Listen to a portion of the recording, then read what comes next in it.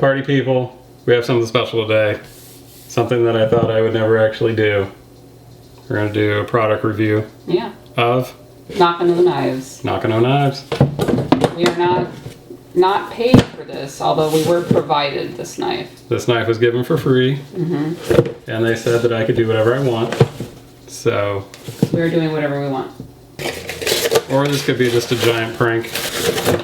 It's not a prank. It's a nice box. Let's see what we got here. Ooh, it's got a little... Oh, it's very fancy. Is it in English and Seki Japanese? City. Yes. I want to go here. Famous for knife making. City. Are they really? The whole city, yeah. Oh. Yep. Did you watch like a show about that? I don't know where I learned it from, but like all after buying other Japanese knives, they were coming from that city specifically.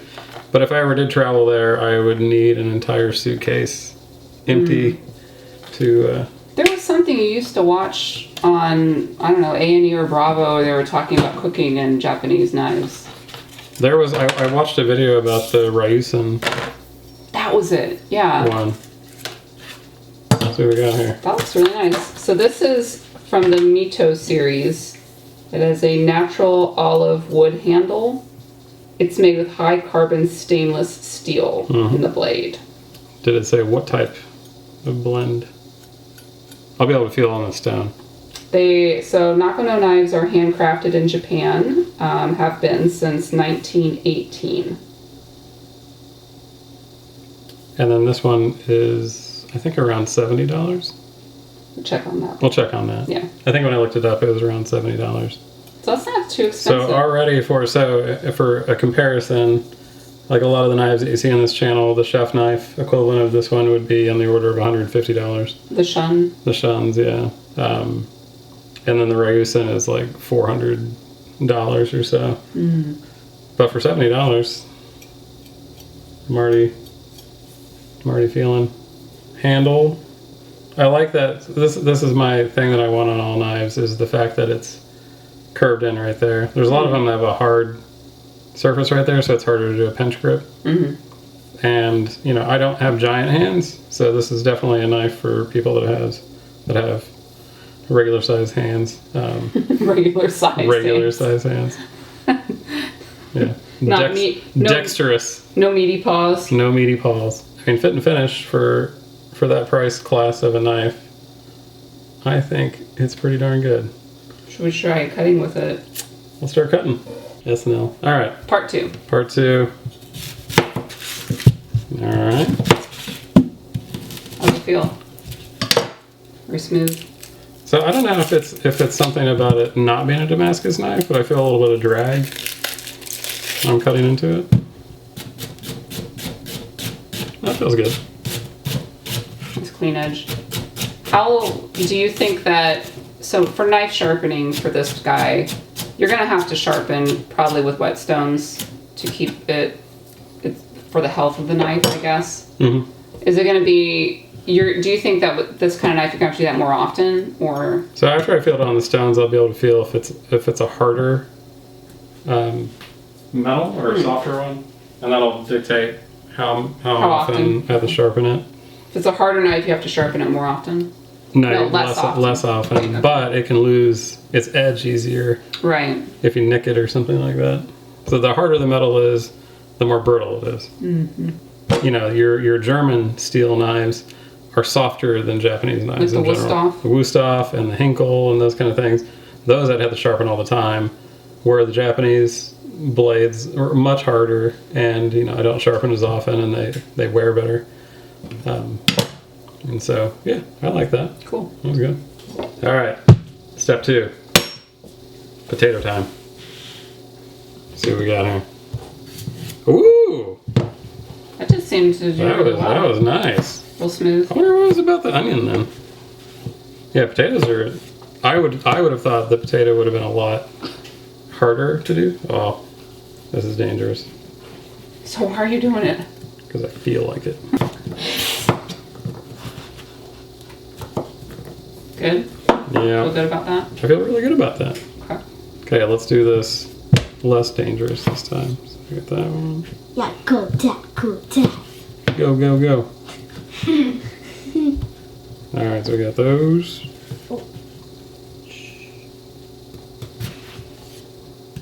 I'm so sloppy. That. Okay, I'm happy with that one. Feels good? That feels really good. You're centered up, yeah.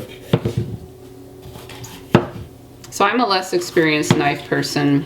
That feels really good.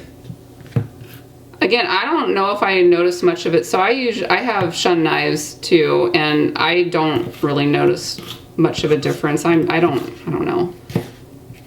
BG is much better at being able to tell the difference between things. I just can't. This feels as good to me as the shun knife, and this is cheaper. Is that right? Yes. Okay. Like half the price. Yeah.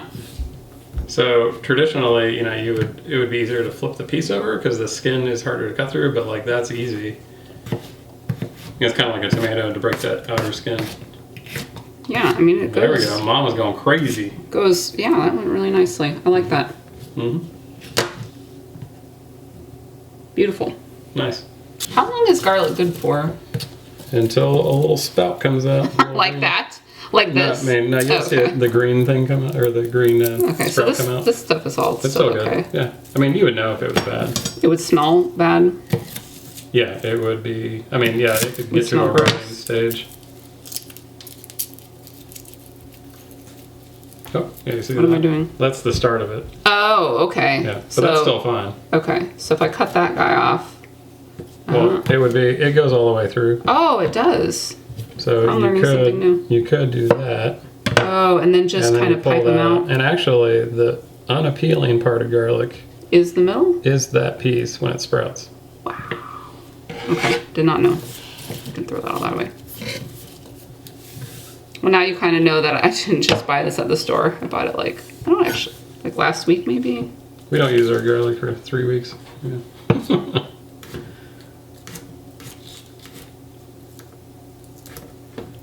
I don't have the skills you do.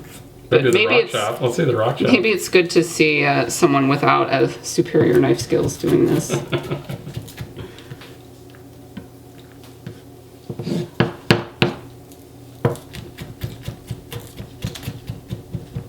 That's good. Yeah.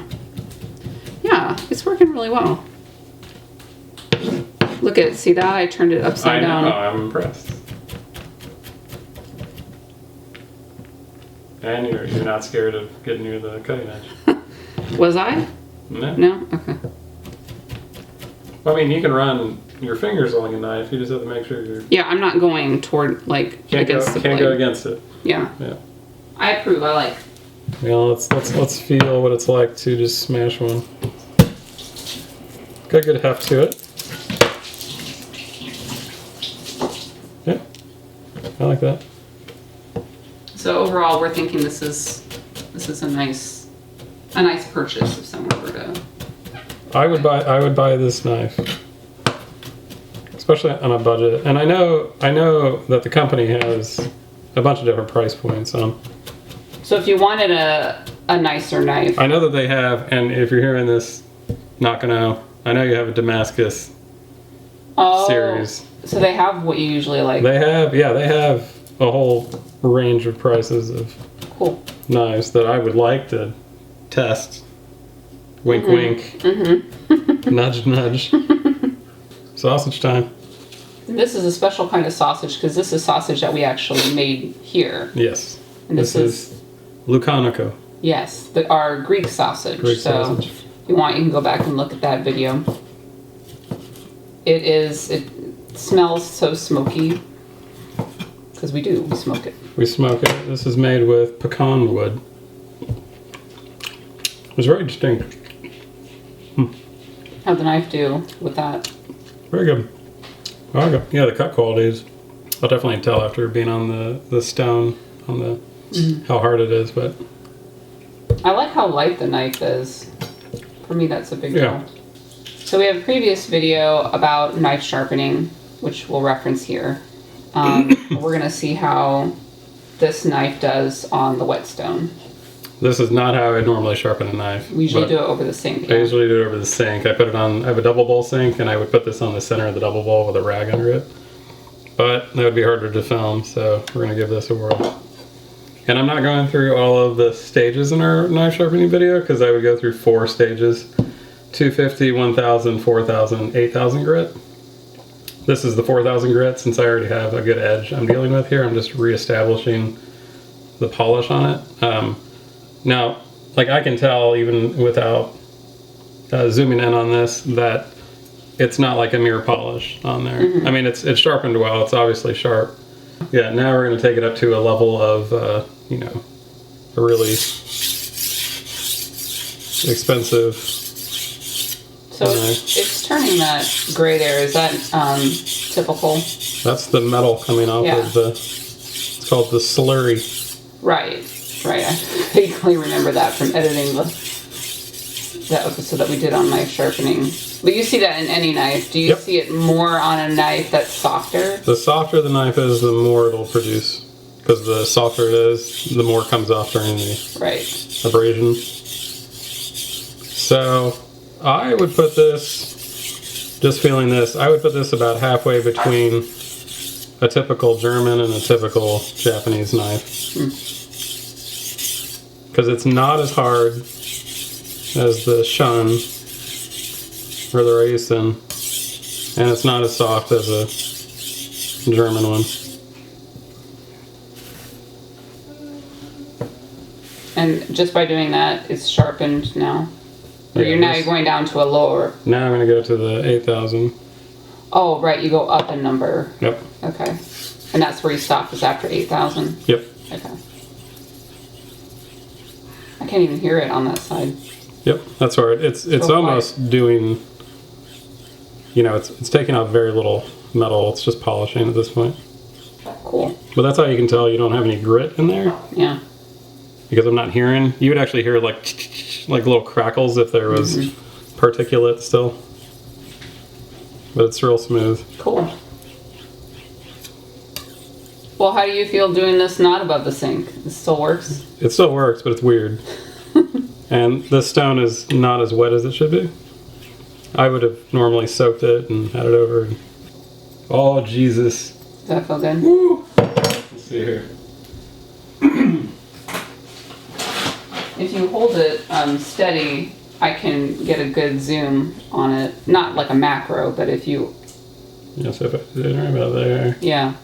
So probably if you did a side-by-side on that, I can see the polish on there, that there's no longer, like, when these are factory sharpened, these are just run along a a spinning stone, and you can actually see the little kind of micro grooves and from that. So this is just, yeah. Beautiful. Boom. We approve. I approve of this knife, especially after sharpening. I mean, you can't expect a hand sharpened knife for that price point. Yeah, but now it is hand sharpened. Now it's hand sharpened. so all right, and then I'm gonna. That's the ring. There we go. All right. Well, any final words? No. Sounds like we approve. Thank you for sending us the knife, Nakano. Yeah. We appreciate it. I like it. Thank you. We're keeping it square. And happy knife hunting, everybody. Thanks for watching our first product review for Nakano Knives. You can access a promotional discount for a Nakano knife of your own by checking out the description of this video, just for being one of our viewers. Subscribe to us, check out our website for downloadable recipes, and we'll see you next time on Our Final Freezer. You want a potato? Yeah. You guys can have a potato. What a potato? You don't want raw You potato. want a raw potato? You know, I used to eat raw potatoes. That's what happened. As soon as she put it in her mouth. Some mistakes were made. Okay, this will be part 2. Part 2. My OCD is gonna... Really? There we go. Beautiful. It tastes like an apple. Yeah, it doesn't taste the same as when it's cooked. It's like a good potato, but it tastes like a disgusting. Like a icky potato. Ugh.